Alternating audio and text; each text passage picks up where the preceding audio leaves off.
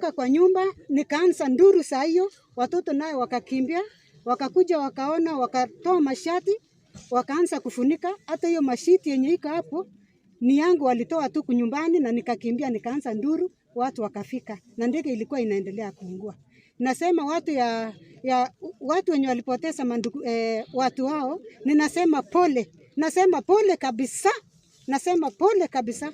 Hata msichana mwenye alisaidia huyo nurse alikuwa msichana wangu. Alikimbia, alijaribu, lakini kuna mmoja angeokolewa kabisa. Alikaa karibu 30 minutes mwenye tulimfunika hapo. Sasa mimi nasema tu pole na ni pole. Oye mutya man. Nilisikia uchungu, hata saa hii sijaenda nyumbani. Ninasema pole kabisa. Ingawaje sijajua ni ya nani, ni watoto ya tulisa. Ni pole. Pole kabisa, Mungu atusaidie. Eleza ni nandi. Kangi ko sai tamani agasin nini nebo ndegeit sautit. Aleji lakwet kalia sautit no. Kolecho lakwet mama nguo ndegeit. Atyo kolecho kakobut.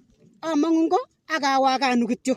Kokawaganu ako yutok tep keitu kenyoru kijanayat nekatokomenymenyi. Katebi for 30 minutes. Korek lagok ngoroik akotuge kolabat lakwet nenas ipkoip ngoroik alak akoip gloves akotiem. Tulijaribu sana lakini haikuwezekana.